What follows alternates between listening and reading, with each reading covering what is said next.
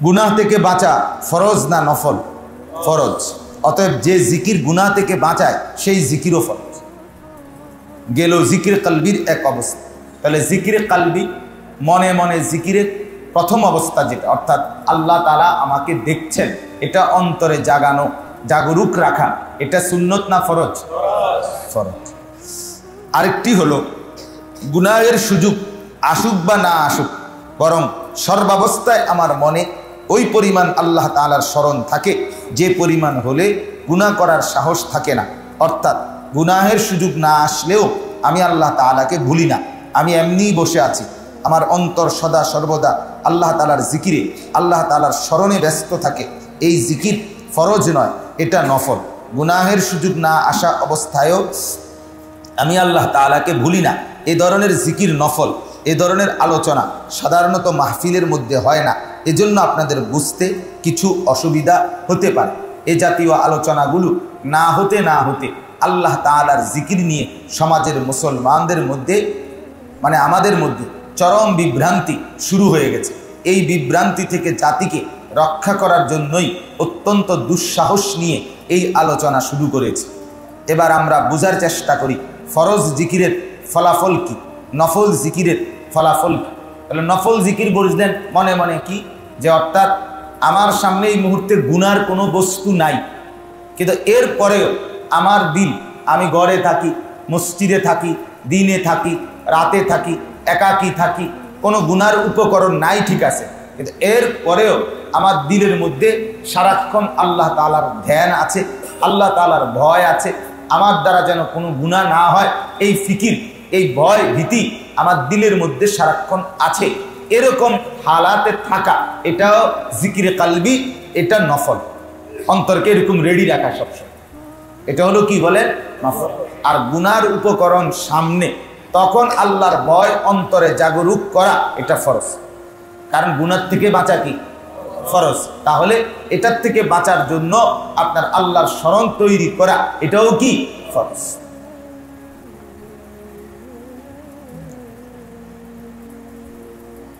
এবার আমরা বুঝার চেষ্টা করি ফরজ জিকিরের ফলাফল কি আর নফল জিকিরের ফলাফল কি। অন্তরের একটি ফরজ জিকির আছে, আরেকটি নফল জিকির আছে। অন্তরের ফরজ জিকির কোনটা? যখনই কোনো গুনাহের কাজের সুযোগ পাই তখনই আমার মনে পড়ে আল্লাহ তাআলা দেখছেন, কোন সাহসে গুনাহ করি। মনের এতটুকু জিকির সকল মুসলমানের জন্য ফরজ। আল্লাহ তাআলার স্মরণ যতটুকু অন্তরে রাখলে গুনাহ থেকে বাঁচা যায়, ততটুকু স্মরণ অন্তরে রাখা সকল মুসলমান নারী পুরুষের জন্য ফরজ। এতটুকু অন্তরকে গাফেল না বানানো যে গুনাহ আমার সামনে তবুও আল্লাহর কথা মনে হয় না, এমনটা কি অন্তরকে না বানানো, বরং যতটুকু অন্তরে আল্লাহর স্মরণ থাকলে গুনাহ থেকে বাঁচা সহজ হয়, অতটুকু স্মরণ আল্লাহর রাখা দিলের মধ্যে, এটা ফরজ। এটা কি বলেন? ফরজ। ফরজ। মুমিন গাফেল হয় না, মুমিন একদম কি হয় না। ওই আয়াত, সেখানে আল্লাহ তাআলার জিকিরের কথা বলে, তোমরা ওয়াযকুরু রাব্বাকা ফি নাফসিক তাদাররুআন ওয়া খীফা দুনাল জাহরি মিনাল কওল বিল গুদুওয়ি ওয়াল আসাল। আল্লাহ তাআলা বলেন মনে মনে আল্লাহ তাআলার জিকির করো, ভয় ভীতি এবং গোপনে এবং আওয়াজ করে, হালকা আওয়াজে আল্লাহ তাআলার জিকির করো সকাল সন্ধ্যায়। এরপরে লাস্টে আল্লাহ বলেন ওয়ালা তাকুম মিনাল গাফিলিন, আমার বান্দা তুমি গাফিল হইও না। তার মানে আমি আল্লাহর স্মরণ টোটালি, তুমি মুমিন, তোমার দিলের মধ্যে নাই, এমনটা যেন তোমার জিন্দিগির কোনো দিন রাত সময় না কাটে। এমন যেন না হয় যে আল্লাহর কথা মনেই হয়, অনেকক্ষণ হয়ে গেছে অথচ মুনিবের কথা, মালিকের কথা, আল্লাহ তাআলার কথা দিলেই আসে না, এমন যেন না হয়। এজন্য আল্লাহ তাআলা জিকিরের সাথে সাথে এই কথা বলে দিয়েছেন ওয়ালা তাকুম মিনাল গাফিলিন, গাফিল হয়ে। আমাদের শায়েখ দামাত বারাকাতুহুমের একটা বয়ান আছে যে 3 জিনিস মানুষের সবচেয়ে বেশি ক্ষতিকর, জাহান্নামে যাওয়ার মাধ্যম। এক হলো জাহালত, অজ্ঞতা, মূর্খতা, না জানা। না জানার কারণেও হাজারো মানুষ নাফরমানির মধ্যে কি লিপ্ত। এরপরে হলো দলালত। দলালত মানে পথভ্রষ্টতা, অর্থাৎ সঠিক পথ না পাওয়া, গোমরা হয়ে যাওয়া, হেদায়েতের পথ না পাওয়া, আলোর পথ পায় নাই। অর্থাৎ আবেগ তো আছে, ইচ্ছাও আছে অনেকে, কিন্তু সঠিক রাস্তা খুঁজে পায় না, ভুল পথে আল্লাহ তাআলার মহব্বতের সাধনা করতেছে, ভুল পথে নবীর মহব্বতের সাধনা করতেছে। তাহলে এরকম পথ হারা বা ইমান হারা, আল্লাহকে চিনেই না, আখেরাত বুঝেই না, পথ হারা, তাহলে এই দলালাত, গুমরাহি, পথভ্রষ্টতা। আর 3 নাম্বার হলো গাফলাত, বোঝে জানে করে না, খামখেয়ালি, খামখেয়ালি, গাফলত। এই 3 জিনিস, 1 নাম্বার জাহালাত, 2 নাম্বার দলালাত, 3 নাম্বার গাফলত। এই 3টাই জাহান্নামে যাওয়ার কারণ। আল্লাহ মাফ করে। যখনই কোনো গুনাহের কাজের সুযোগ পাই তখনই আমার মনে পড়ে আল্লাহ তাআলা দেখছেন কোন সাহসে গুনাহ করি। মনের এতটুকু জিকির সকল মুসলমানের জন্য ফরজ। এই ফরজ জিকির যদি আমার অন্তরে জাগ্রত থাকে তাহলে আমি কি পাবো, আর নফল জিকির যদি আমার অন্তরে জাগ্রত থাকে তাহলে আমি কি পাবো। যারা আগের কথাগুলো বুঝতে পেরেছেন তারা অবশ্যই উপলব্ধি করবেন যে বাকি কথাগুলোও বোঝা দরকার। যে পর্যায়ের জিকির ফরজ তার ফলাফল হলো এই জিকির আমাকে জাহান্নাম থেকে বাঁচিয়ে জান্নাতে নিয়ে যাবে, আর নফল জিকিরের ফলাফল হলো জান্নাতে আল্লাহ তাআলার দিদার লাভ হবে। সারাক্ষণ গুনার উপকরণ সামনে থাকুক বা না থাকুক, দিলের মধ্যে আল্লাহ তাআলার স্মরণ আছে সর্বদা, এরকম যদি হয় সেটা নফল জিকির, আর এর বরকতে আল্লাহ তাআলার দিদার নসিব হবে। আর যেটা ফরজ জিকির অর্থাৎ গুনার উপকরণ সুযোগ সামনে আসলেই আল্লাহ তাআলাকে স্মরণ করে গুনাহ ছেড়ে দেওয়া, এই মানসিকতা, হিম্মত, এরকম শক্তি, এর বরকতে আল্লাহ তাআলা জাহান্নাম থেকে মুক্তি দিয়ে জান্নাত দিয়ে দিবেন। তাহলে এই 2টা পুরস্কার। এই নফল জিকির সদা সর্বদা যদি কারো অন্তরে থাকে, সে যদি আল্লাহ তাআলাকে 1 মুহূর্তের জন্য না ভুলে এরকম স্মরণ অন্তরে চালু হওয়াকে তাআল্লুক মা আল্লাহ বলা হয়। অর্থাৎ আল্লাহ তাআলার সাথে গভীর সম্পর্ক। আল্লাহওয়ালা বুজুর্গদের যেই নসিহতে বলেন ওনারা, তাজকিয়ার একটা অংশ, যে তাআল্লুক মা আল্লাহ, আল্লাহ তাআলার সাথে তার সম্পর্ক, গভীর সম্পর্ক। এটা কখন হয়?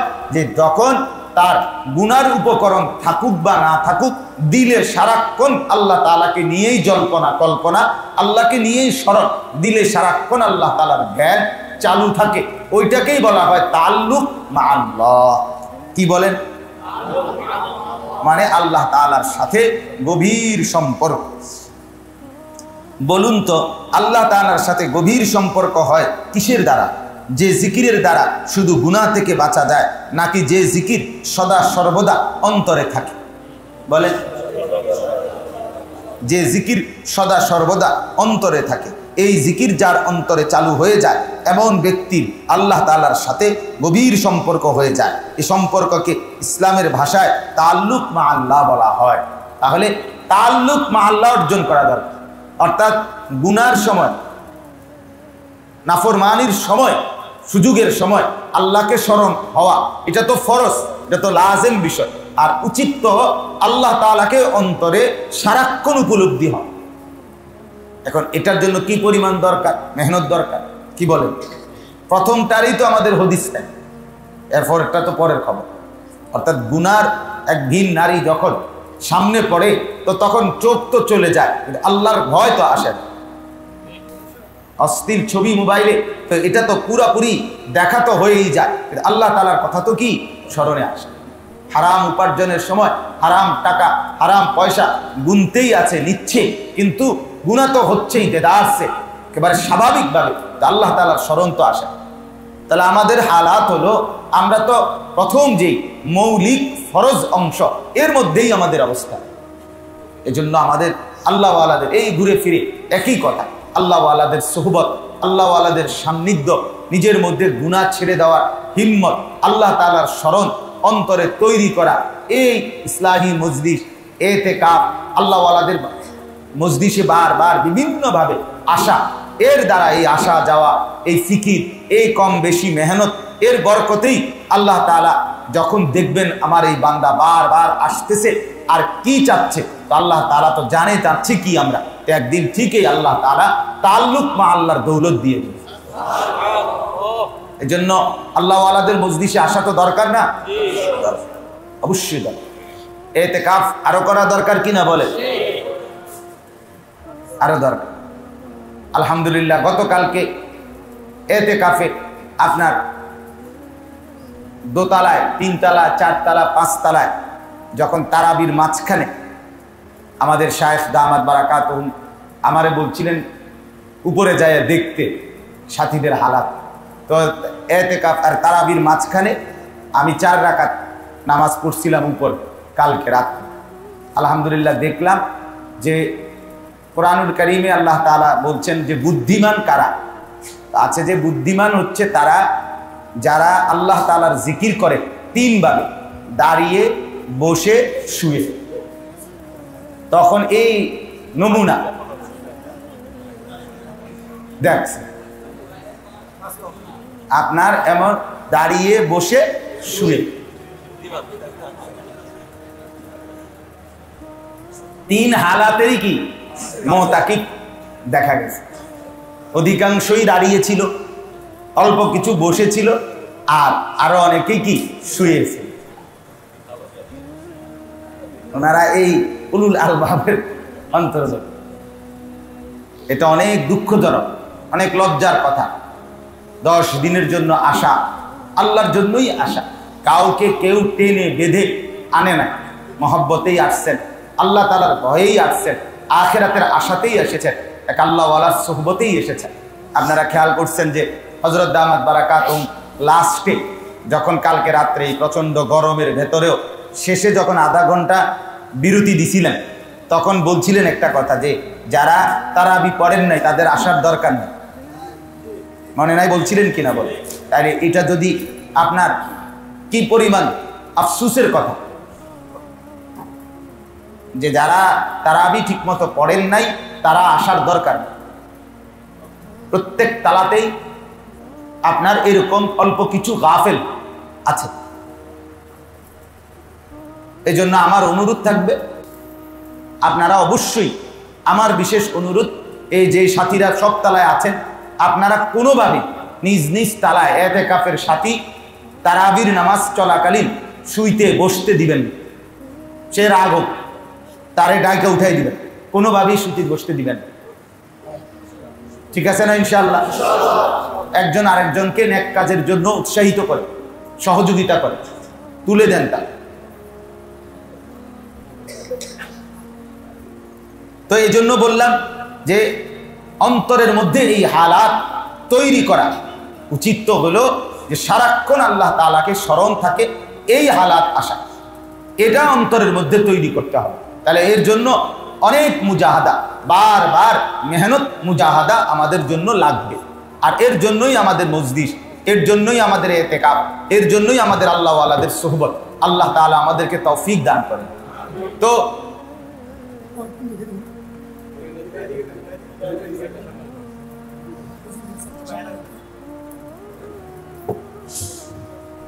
কিন্তু আপনি যদি 3 শর্তের কোনো শর্ত লঙ্ঘন করে জোরে জিকির করেন, আপনার জোরে জিকিরের কারণে আমার নামাজে ব্যাঘাত হচ্ছে, আপনার জোরে জিকিরের কারণে আমার কোরআন তেলাওয়াতে ব্যাঘাত হচ্ছে, আপনার জোরে জিকিরের কারণে আমার ঘুমে ব্যাঘাত হচ্ছে, তাহলে শরীয়ত আমাকে আপনার জোরে জিকিরে বাধা দেওয়ার অধিকার দিয়েছে।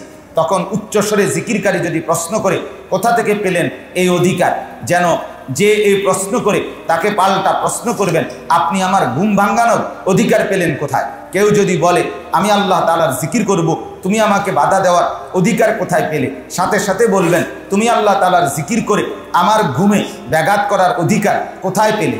সুতরাং আপনার জিকির যদি আমার কোরআন তেলাওয়াতে বাধার সৃষ্টি করে, তাহলে আপনাকে বাধা দেওয়ার শরীয়ত সম্মত অধিকার আমার আছে। আপনার জিকির যদি আমার নামাজ পড়ায় বাধার সৃষ্টি করে, তাহলে আপনাকে জিকির করতে বাধা দেওয়ার শরীয়ত সম্মত অধিকার আমার আছে। আপনাকে জোরে জিকির যদি আমার ঘুমে ব্যাঘাত সৃষ্টি করে, তাহলে আপনার জোরে জিকির করতে বাধা দেওয়ার শরীয়ত সম্মত অধিকার আমার আছে। তখন যদি আপনি এই বাধা মেনে নেন, তাহলে বোঝা গেল আপনার জিকিরে ইখলাস আছে, আপনি আসলেই আল্লাহর জন্য কি করছেন? জিকির করছেন। আর নাই তো কার অসুবিধা হয় না হয় এত কিছু চাইবার টাইম নাই, বেটা আমার জিকির আমি করবো, এবার সহ্য হলে থাকো, নলে তুমি ঘুম না যায় আরো। বুঝলেন নাই কথা? এই যে এই কথা বলা, এই জঘন্য আচরণ করা, বোঝাই গেল আপনার জিকির আল্লাহ তাআলার জন্য হচ্ছে না, আল্লাহ তাআলার জন্য হচ্ছে না। এজন্য জিকিরের মধ্যে ইখলাস হবে যখন ওই 3 শর্ত পুরা মেনে নেওয়া হবে। 3 শর্ত পুরা মেনে নেওয়া হবে। কি কি?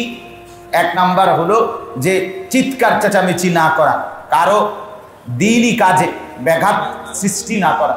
3 নাম্বার কারো সাংসারিক কাজেও কি না করা, ব্যাঘাত সৃষ্টি না করা। ইখলাস কি? মন পবিত্র করার জন্য 10টা সুস্বভাব মেহনত করে মনের মধ্যে অর্জন করতে হয়, আর 10টা কুস্বভাবের আগাছা মেহনত করে মনের ক্ষেত থেকে সাফ করতে হয়। ইখলাস হলো যে 10টা সুস্বভাবের ফসল মনের ক্ষেতের মধ্যে ফলাতে হয়, তার মধ্যে একটি ফসল। ইখলাসের অর্থ হলো সহি নিয়ত, শুধু আল্লাহ তাআলাকে খুশি করার জন্য করি, অন্য কাউকে খুশি করার জন্য নয়। নামাজ পড়ি আল্লাহ তাআলাকে খুশি করার জন্য, রোজা রাখি আল্লাহ তাআলাকে খুশি করার জন্য, জিকির করি আল্লাহ তাআলাকে খুশি করার জন্য, তাসবিহ পড়ি আল্লাহ তাআলাকে খুশি করার জন্য, অন্য কাউকে দেখানোর জন্য নয়। এর নাম ইখলাস। এটা হলো মন পবিত্রকরণের সাধনার কাজে যতগুলো সুস্বভাবের ফসল ফলাতে হয় তার মধ্য থেকে একটি সুস্বভাব, অর্থাৎ অন্তরের মধ্যে কিছু কুস্বভাবের আগাছা জন্মায় যেটা 10টা, ঠিক তেমনিভাবে অন্তরের মধ্যে কিছু সুস্বভাবের ফসল ফলাইতে হয় মেহনত করে। তার মধ্যে একটা হলো ইখলাস। এটা আনতে হয় হৃদয়, এটা আগাছা নিজে নিজে হয়, কিন্তু ফসল মেহনত করে কি করতে হয়, ফলাইতে হয়। ঠিক উত্তম স্বভাবগুলো মেহনত করে দিলের মধ্যে আনতে হয়, তার মধ্যে একটা হলো ইখলাস।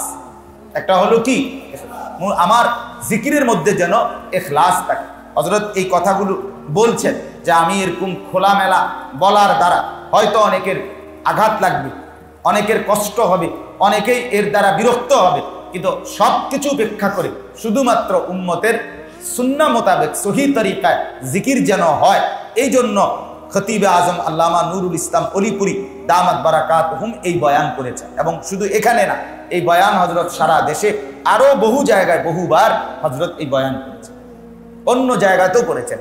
অর্থাৎ জিকির যেন সুন্নাহ সম্মত হয়। কি সম্মত বলেন?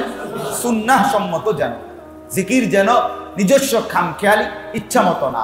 দেখেন প্রত্যেকটা আমলের মধ্যে সুন্নাহ সম্মত হওয়ার মধ্যেই বরকত। বরকত আমাদের শায়েখ দামাত বারাকাতুহুম তাসবিহাতের ক্ষেত্রে এই ইতিকাফে বারবার আমরা খেয়াল করছেন যে তাসবিহগুলো কিতাব থেকে সরাসরি রাসূলুল্লাহ সাল্লাল্লাহু আলাইহি ওয়াসাল্লামের সুন্নাহ নবীজির আমল এটা শোনাচ্ছেন। কেন? যেন তাসবিহগুলো জিকিরগুলো আমলগুলো কি সম্মত হয়, সুন্নাহ সম্মত। তাহলে এটা উচিত আমাদের। সব আউলিয়া বুজুর্গানে দ্বীন আল্লাহ ওয়ালারা হক্কানি রব্বানি মুত্তাকি যারা ওনাদের এই ইতিকাফের মজলিসেও সবাই আল্লাহ ওয়ালারা বয়ান করেন, আর এই বয়ানের মাধ্যমেও উম্মতকে রাহনুমাই করেন, দ্বীনি পথ নির্দেশ করেন। আলহামদুলিল্লাহ আমরা প্রত্যেকেই জানি যে আমাদের গোটা বাংলাদেশ এবং গোটা বাংলাদেশের কুমিল্লার বিশেষ করে আমাদের গোটা দেশেরও একজন অন্যতম মুরব্বী, বাংলাদেশের শীর্ষ বুজুর্গ ওলামায়ে কেরামের একজন আমাদের কুমিল্লার মুরব্বী, কুমিল্লার হাজারো কওমি মাদ্রাসা শত শত লাখো ওলামায়ে কেরামের যিনি মুরব্বী, আমাদের বটগ্রামের হুজুর আলহামদুলিল্লাহ কুমিল্লা জেলা কওমি মাদ্রাসা সংগঠনের সম্মানিত সভাপতি তিনি, এবং পীরে কামেল শেখুল হাদিস এবং বটগ্রাম মাদ্রাসার মুহতামিম শেখুল হাদিস এবং অসংখ্য অনেক মাদ্রাসায় যিনি বুখারীর দর্স দিয়ে থাকেন। আলহামদুলিল্লাহ হযরত প্রতি বছর হযরতের যে ইতিকাফ দাতামা মাদ্রাসায়, ওনার বাড়ির যেই মাদ্রাসা, ওইখানেও হযরত ইতিকাফ করেন এবং সেখানেও হযরত বয়ান করে থাকেন এই ইতিকাফের মজলিসে। সেই ইতিকাফের বয়ান আলহামদুলিল্লাহ হযরতের বয়ান আমাদের শায়েখ দামাত বারাকাতুহুমের কাছে হযরতের সাহেবজাদা নিয়ে আসছেন এই কিছুক্ষণ আগে। এই বছর হযরতের গত বছরের ইতিকাফের মজলিসের বয়ান, কিছু বয়ান আলাদা একটা সুন্দর বই আকারে লেখা হয়েছে আলহামদুলিল্লাহ।